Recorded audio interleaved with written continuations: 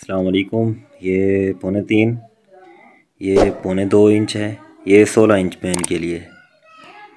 और यहाँ से जो है 1 इंच ऊपर है, पूरा 1 इंच। ये शेप देख लें कंधे की। और यहाँ से जो है 1.25 इंच ऊपर है, फ्रंट जो है ना बैक से 1.25 इंच ऊपर है। कंधे वाली साइड से जो है वो मैंने 1.5 इंच की है। ये तीरा 5 इंच है और गले वाली साइड जो है वो 3.25, 3.5 कंधे वाली साइड। और ये पड़ताल चेक करें,